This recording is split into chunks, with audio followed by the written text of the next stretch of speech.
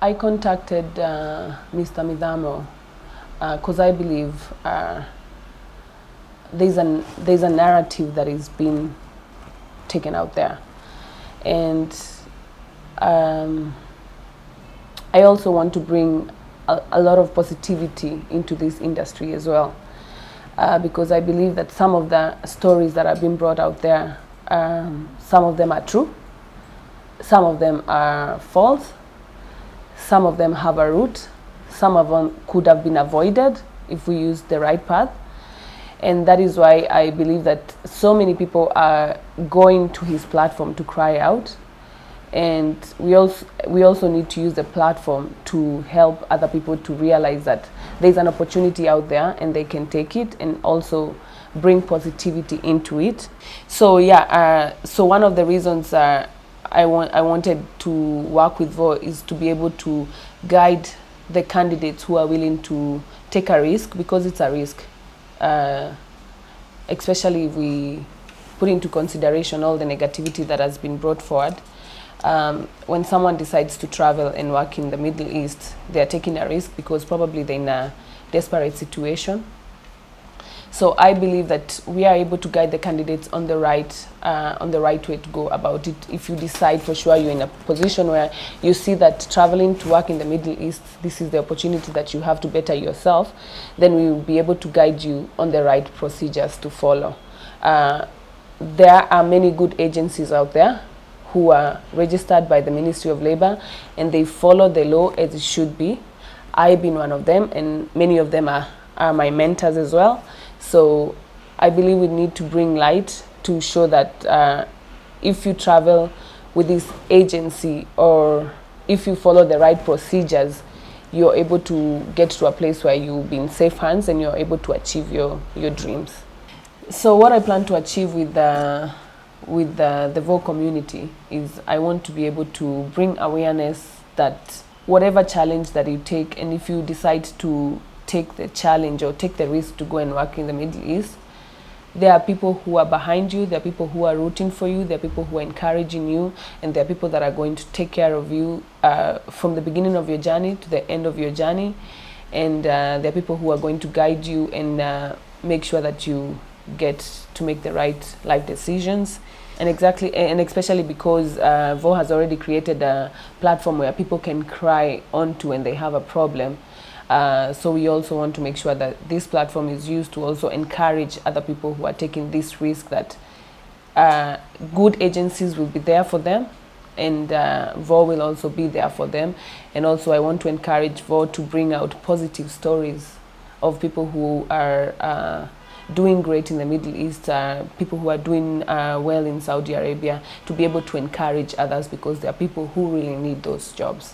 Let me take you through the process of recruitment. So first and foremost, for one to get a job, there must be someone willing to employ, right? So this is where for example, in this time we're talking about Saudi Arabia, there's an employer there who has a family, who has a home and needs someone to take care of the home for themselves, right? And that's when they approach the Saudi recruitment office in Saudi Arabia, and they let them know that we need an employer, and then they are provided with the CVs to choose. So on our end, we know that there are people who need people to work in their homes. So what we do is we call out people who are willing to travel to work, and then we do an interview. We check how much they need to work. First and foremost, they have to be checked, their medicals have to be checked, whether they are HIV negative, they are not pregnant, they are hepatitis B negative as well, and VDRL negative as well. After that, they need to go for school, where they're doing home care training. There they're trained on how to use different kind of machines, because some of them are coming from the rural areas, they don't know how to use the appliances. And then they are taken through the cultural differences of our country and the country over there. They are taken through the pre-departure training as well. So this goes for around a week, 3 weeks. And then during that time, we also help them process their passports, because some of them do not have money to process their documentation for travel. So we help process their passports. And then those who are able to process their passports, it's even an added advantage, because then their process goes faster. Those who are not able to process their passports, we help them to process the passports. After that, we make the CVs for them, and we send the CVs to our counterparts in Saudi Arabia. And so that's when the employer goes there and chooses from the CV, according from the CV, what they prefer, and then they choose someone. Yeah. After the school is done, after the girl is finished in school, then they are taken to do their medical test, because to get a visa in the embassy, you need to have a medical test done, a thorough whole body medical test. After that, once the medical test is okay and they're approved to travel, we then attach their passports and CV on Musaned. So Musaned is a platform that is able to control the whole recruitment process. So the Ministry of Labour, which is National Employment Authority, are able to control this system as well. So once you upload there, and the office in Saudi Arabia connects the employer that needs this house girl, connects them to the candidate over here, and then we are able to send the request to the Ministry of Labour for approval. So you're not able to process the visa unless the Ministry of Labour is approving in the system. After the approval is done, then you take the documents, process everything, NJAS, and then you send to the embassy, and the visa is issued. And then from there, you then send the visa to the Saudi office, and they are able to process the ticket, and from there the girl travels. Yeah. So it's important to note that there is a system here that is governing all the offices. This system is called Musaned. So if a girl travels today, all her details are in this system. All you need to do is put in their either passport number or ID number, and you find all the details, which office processed their traveling documents, which office she's traveling to in Saudi Arabia, who is her employer, what are the contacts of the employer, which is the location that she's going to be working in. So everything is governed. Yeah. The other thing that you should note is that we as the agencies, we pay a security bond of 30,000 per year, which this security bond is supposed to take care of any girl that is in distress. Yeah. So one of the requests that I would like to make is to make sure that maybe the Kenyan embassy in Saudi Arabia is also granted access to this Musaned system. Yeah. So that when they have a call of distress from one girl, yeah, they're able to look into the system and be able to locate exactly who processed the travel for the girl in Saudi Arabia, who is the employer. I mean, all the details will be there, and to make it easier for them to be able to help this girl, right? The other thing I would like to say is when the candidates travel, we try and advise them on how to handle any distresses they find themselves into. One of the advices I would like to give them is do not be in a hurry to run away, especially when you're in distress. Yeah, do not be in a hurry to run away. They call it kemboy. Do not kemboy. Contact your agent who processed your traveling. Let them know what kind of problems you have. Let them be able to guide you through, and be patient for them to guide you through the process, because once you run away, the agency is not able to assist you, because they don't know where to find you anymore. They don't know where to contact you, right? And also, once you run away, you don't have the documents with you anymore, because the documents are with your employer. If you run away, you're there illegally. So, and if the police catch you, you'll be imported, you'll be deported. So also another thing that people say, that the girls are being bought. It's important to notify you that the girls are not being bought.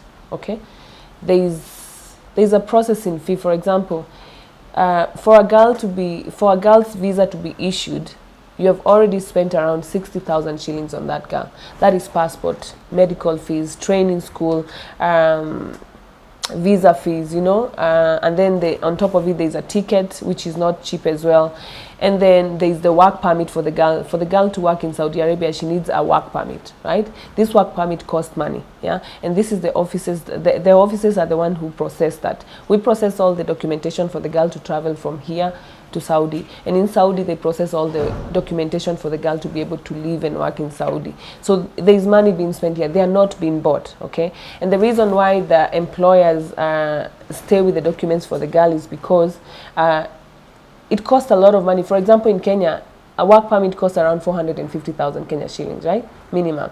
So if a company is paying you, is paying for your work permit, they will not allow you to work for another company. So you have to terminate that contract and then leave and then come back with another company with a new work permit. So it's the same thing. There are employers there. There are Saudis who are just sitting, waiting for someone to run away so that they can take them because it's free, it's cheaper for them. They did not have to pay for all the expenses for the girl to travel. They did not have to pay for the work permit. So this girl just comes in, you work for me, I pay you what it's due for you, I did not pay nothing for you. So that's why some of the employers keep the documents. And whenever you need these documents, they are freely available for you to be provided for. I mean, they are readily provided for you whenever you need them. But when you run away, these other people who don't want to spend this money to process your working documents, then they come on you because it's free for them, right? It's cheap for them. And then they can do anything they want to you because they know that there is nowhere in the system shows that you work for them. And that is why some people will complain, I was mistreated and nobody was able to help me. Because first and foremost, you ran away, we don't know where to find you. If that employer mistreats you, we are not even able to go to the system and be able to identify who is the employer. We are not even able to say that this employer mistreated you because it's our word against him, yeah? And you don't have any proof, right? So, but I would also like to add that if you ever find yourself in a position where you really, really have to run away, you don't have any other choice. Once you run away, contact your office or go to the nearest police station, let them know of your problem, contact your office and let your office help you from there on, yeah? But do not just run away and decide to work illegally because then you put yourself in a lot of trouble. But I remember I did have a case where a girl was sick and we were able to help her to go to the hospital and she received treatment. And after that, after her treatment in the hospital, she was able to go back to the office and we were able to process her traveling to the country. So I believe that once issues are communicated when they are fresh, before they deteriorate, yeah, we're able to avoid some of these big problems that we have. Some of the extreme cases we are having now, it's either because there was miscommunication in the beginning, or this problem was not communicated right from the start, or there was a runaway case where this case was not able to be followed because access to this candidate was not there. You were not able to reach this girl, yeah? Also, another thing I would like to advise the candidates, when you're traveling, make sure you travel with an accredited agency. Go to the NEA website, check whether the agency that is processing your travel is accredited and they have all their licenses. Also, make sure that you know the location of the office, you have the contacts of the office. Do not rely on just having a referral. Someone referred you to that office and when you have a problem, you only have the contact of this referral, right? So make sure that you're able to locate exactly where your office is, what is their address, what is their phone numbers, are they accredited? Then you're able to save yourself a lot of problems, because once you have a problem, you exactly know the right person to call you to help you. Because once you go through a referral, before this referral gets to the office, or maybe this referral had another referral, and then this referral had another referral, so before help gets to you, there's a whole chain, yeah? So once you travel, make sure, it's important, make sure that you are aware of the office that you're traveling with. You have their office details, their contacts, everything, yeah?